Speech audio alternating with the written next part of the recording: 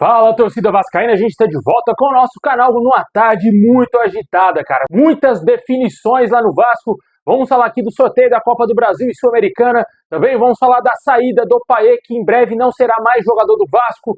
Também vamos falar aqui da situação de reforço. O Carlos Amodeu confirmou aí essa situação do mercado do Vasco. Também a possível chegada nos próximos dias de um novo diretor executivo. Muita coisa pra gente falar no vídeo hoje. Antes de começar, explode o vídeo de like aí, clica no gostei, se inscreve no canal se você não está inscrito, ative aí o sininho das notificações para você receber os vídeos postados aqui do canal.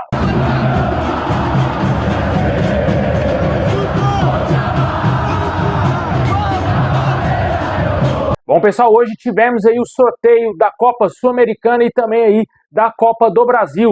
Como todo mundo já sabe, na Copa Sul-Americana o Vasco vai enfrentar o Independiente Del Valle aí nos playoffs, mas o que a gente não sabia era quem seria o adversário do Vasco caso o Vasco eliminasse o Del Valle, né? Agora a gente já sabe, será o Mushuki Runa, que teve a melhor campanha aí na fase de grupos da Sul-Americana, e caso o Vasco se classifique e elimine o Del Valle, irá enfrentar esse adversário. Vale ressaltar que talvez para chegar à final podemos ter um confronto brasileiro entre Vasco e Atlético Mineiro. Talvez, quem sabe, definindo aí qual brasileiro estará na final da competição. Esse lado da chave que o Vasco ficou, eu acho que é o lado mais interessante, o lado mais fácil. Já que do outro lado teremos confrontos pesados, como está aparecendo aí na sua tela.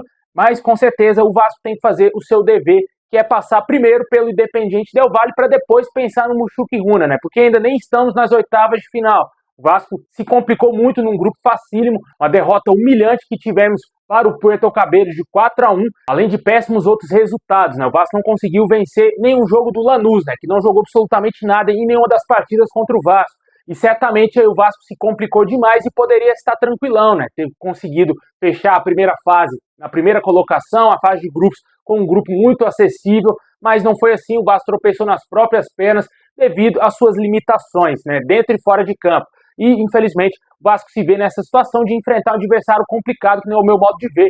O Vasco pegou um adversário muito difícil. Poderia ter sido o Bahia, poderia ser um time mais complicado que o Del Valle, mas o Del Valle jogando lá no Equador, meu amigo, é muito complicado, é difícil, muito difícil ganhar desses caras lá. Vamos ver o que vai acontecer, se o Vasco vai ter sorte. Mas, como eu falei no vídeo mais cedo, eu ainda acho que a prioridade do Vasco é o Campeonato Brasileiro, não cair de divisão. Não pode dar mole. O Vasco não tem elenco para 3 competições, lógico, dá mais dinheiro, o Vasco precisa de grana, claro. Mas, ao mesmo tempo, não pode cair, porque se cair de divisão, vai falir o clube, cara. Só isso, mais nada, só isso. Vai falir o Vasco. Vai atrasar drasticamente essa famosa reestruturação do Pedrinho lá no Vasco, e o pior pode acontecer, né? E sem ainda um investidor na SAF. Complicado, né? Mas vamos ver o que vai acontecer, Deus queira que o Vasco não passe sufoco no Brasileirão. Quem sabe conquiste pelo menos esse título da Sul-Americana, porque o torcedor está sedento de títulos, o clube está sedento de títulos, a gente precisa, lógico, de ver um Vasco vencedor, mas ao mesmo tempo um Vasco equilibrado nas competições, principalmente no Brasileirão. Ao meu modo de ver, hoje o Vasco é favorito a ser rebaixado. Ao meu modo de ver, outros times que estão na parte de baixo, como Fortaleza, por exemplo, têm mais capacidade de se recuperar do que o Vasco. O Vasco não tem elenco. Mas vamos ver se a sorte vai andar do nosso lado até quando. Porque nessa última rodada, por mais que a derrota veio, nenhum adversário da parte de baixo ganhou e nenhum ultrapassou o Vasco. O Vasco continua ali na 15ª colocação com ridículos 10 pontos conquistados, né? Mas vamos ver o que vai acontecer nessa pausa para esse Mundial. Tem que contratar de qualquer maneira. A gente vai falar já já desse assunto. Agora, o outro sorteio que tivemos hoje foi da Copa do Brasil.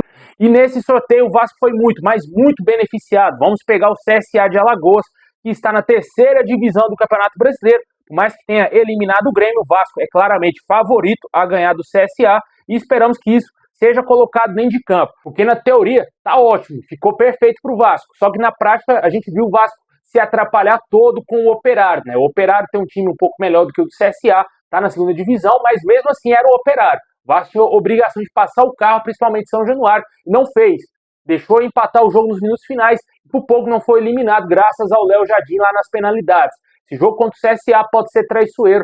O Vasco pode talvez achar que será um adversário fácil. Um fator importante, muito importante nesse jogo é que o Vasco vai decidir a sua vida em São Januário. O jogo de ida será no dia 30 de julho, lá na casa do CSA, e o jogo de volta no dia 6 de agosto em São Januário, né? Todos esses jogos, tanto de Sul-Americana e também aí de Copa do Brasil, serão após a volta aí do Mundial, após essa pausa para o Mundial de Clubes da FIFA, né? Deixe nos comentários o que você achou desse chaveamento da Copa Sul-Americana e também da Copa do Brasil. O Vasco, conhecendo seu adversário, pegou o CSA, deu muita sorte aí no sorteio.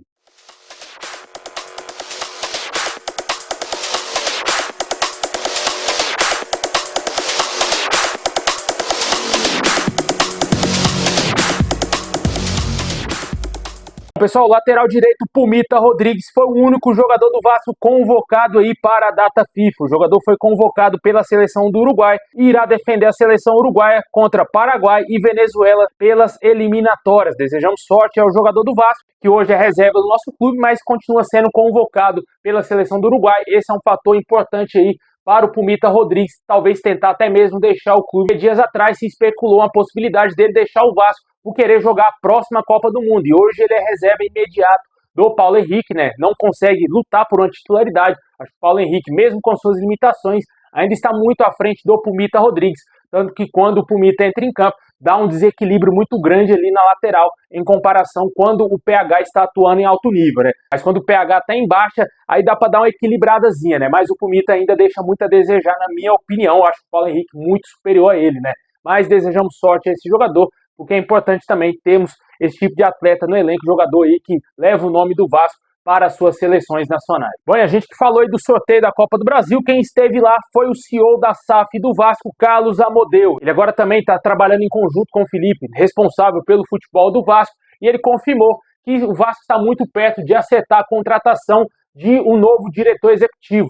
Segundo as informações do próprio Amodeu, ele afirmou que nos próximos dias deverá ser definido essa situação e em breve o Vasco anunciará o seu novo diretor. Outras situações importantíssimas o Carlos Amodeu deixou claro. Situação do Payet, cara. O Payet está praticamente de saída do Vasco, não será mais jogador do Vasco. O Vasco, inclusive, está tentando antecipar sua rescisão contratual.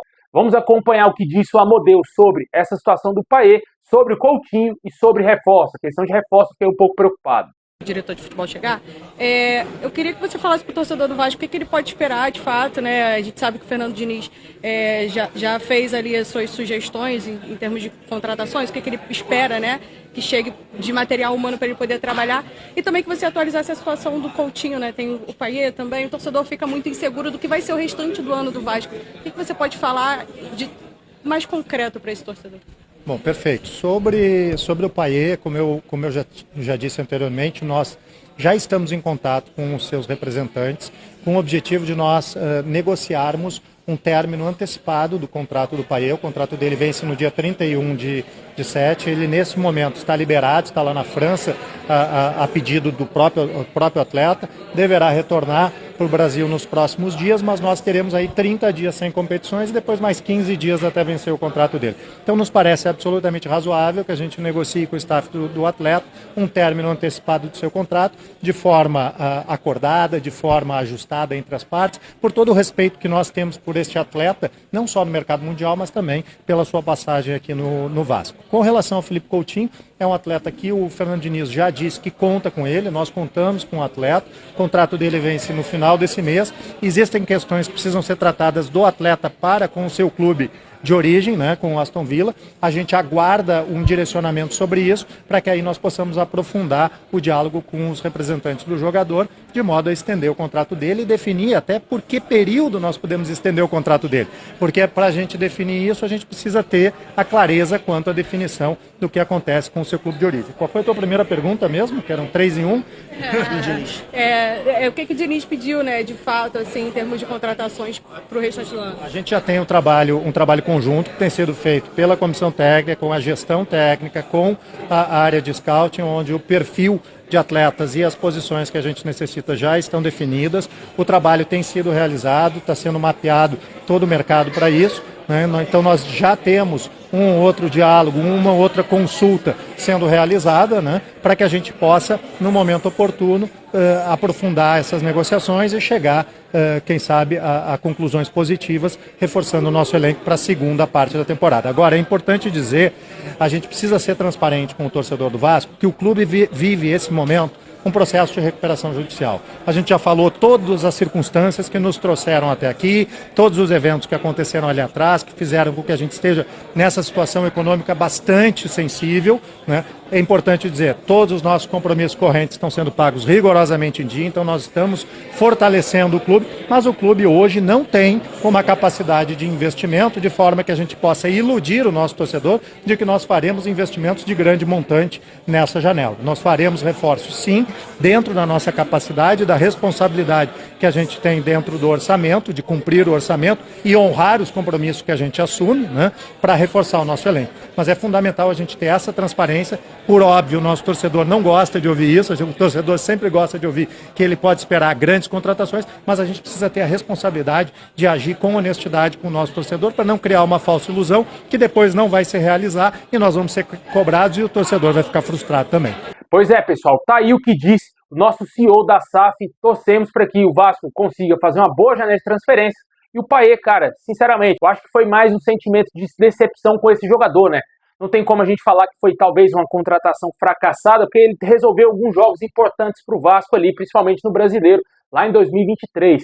Mas esse último ano dele agora em 2025, já na metade do ano passado, de 2024 para agora, para esse ano, no último ano, cara, foi tenebroso a participação do Payet com a camisa do Vasco. Ele só fez um jogo aceitável, que foi aquele jogo contra o Bahia, que a família dele estava lá em São Januário apoiando o jogador e ele destruiu.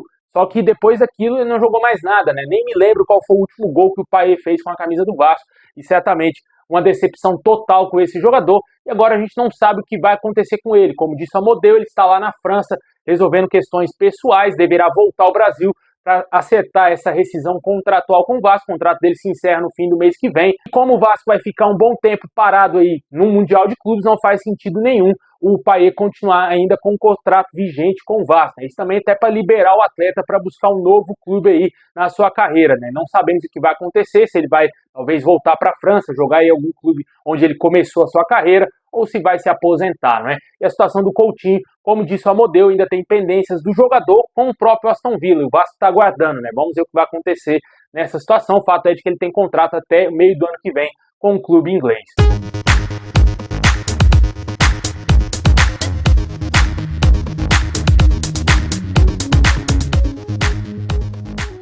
Deixa aí nos comentários o que você achou dessa situação, tanto de reforços trazidas aí pelo Amodeu e também a situação do Payet, que está praticamente fora do Vasco, e o Coutinho. É isso aí, pessoal. Tamo junto. Forte abraço. É nóis.